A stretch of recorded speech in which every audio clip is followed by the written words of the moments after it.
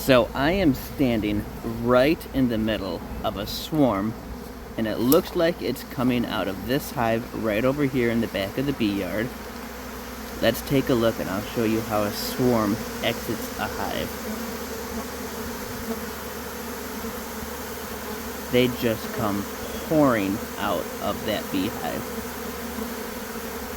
Coming out by the hundreds, and the swarm contains tens of thousands of bees, and they're just pouring out of there.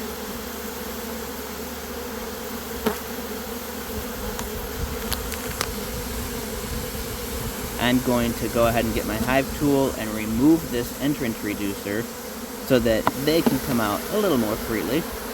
Then you can watch the bees just climb up that wall. There's like a flood of bees.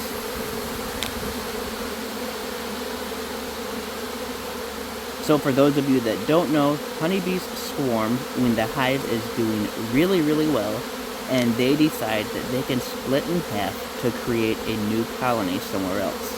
That's how honeybees divide and separate into the wild. They create a new queen. Most likely this is a virgin queen that has not been mated. She hatches, takes off, and flies out, and the worker bees follow her pheromones to somewhere that she lands.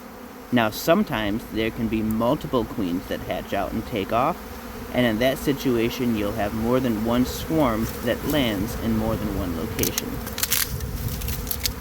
So right here, this swarm is starting to build up on the fence, which means somewhere in this mess of bees there's going to be a virgin queen running around.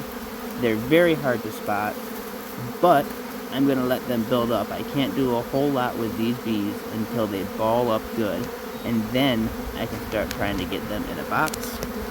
Rain is starting to move in, so it's already sprinkled a little bit on me. I just have to get this taken care of as soon as I can before it really starts raining good.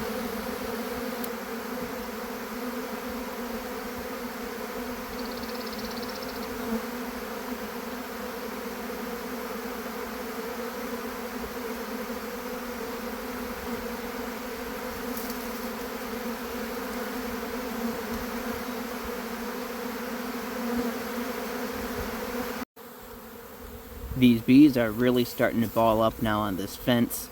It's hard to tell. There might just be one virgin queen on the fencing here.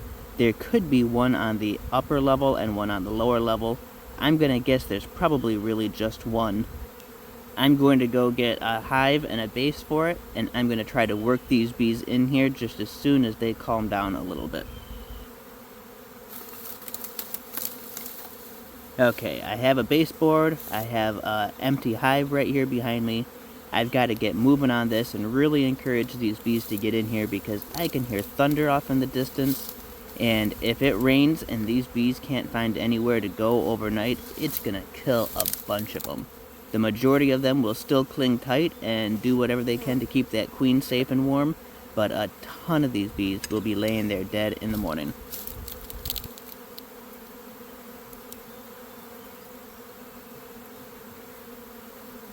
I typically would only do this with just the one box, but since they're up off the ground a good little ways, my hope was that if I got this close to the colony, they'd be able to just climb right in through the top. I'm going to use this bucket and my bee brush to sweep a whole bunch of the bees into that bucket, and then I'll put the bucket upside down on the inner cover to this hive. Hopefully the queen or one of the queens is inside that bucket and she just climbs right down in that hive. As soon as I get the queen inside that hive, the worker bees will smell her pheromone in there, and they will all start working their way into that hive, making the amount of work I have to do a whole lot less. You can see now when I speed the video up, the worker bees are working their way into that cover super good. There's a whole trail of them running in there. They can sense the queen is inside that box, and that means it's just a waiting game for me. Meanwhile, I discovered there was a second swarm that went over to this walnut tree that I have in my yard. Luckily, it's not that far up off the ground, so I'm going to use the tractor, and I'm going to try to catch the bees in the tractor bucket.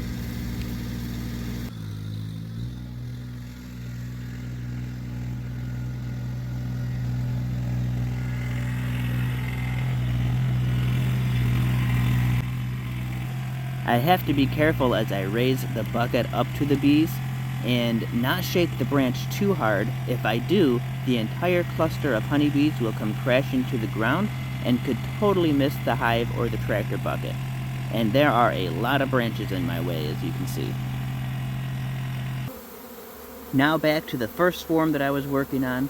I'm going to give them just a little bit of smoke because the outer cover was packed with honeybees, and I don't want to put the actual cover on this hive and crush a bunch of them. So I'm going to smoke them down in there. There is a bit of a lip, so any of the bees that are on the middle of that board will not get crushed. So if I slide that cover on, I'll knock the rest of those bees off. And now they are safe and weatherproof if it really does open up and start raining. So I'm going to just leave this right here, and the rest of those bees will work their way in, and that is one swarm successfully caught. All of the bees now that were on the branch from the walnut tree for swarm number 2 have worked their way down inside this box, and now I just have to lower it and get it set up in a new location. So I'm going to move this box over into the gator, and I'm going to drive it out to my bee yard out away from the house.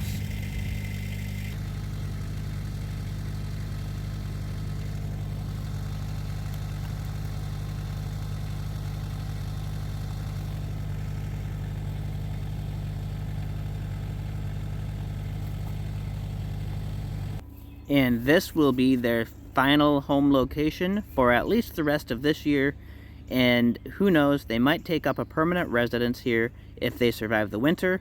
This swarm was pretty big, so it should fill out this box quickly and maybe even produce me some honey this year.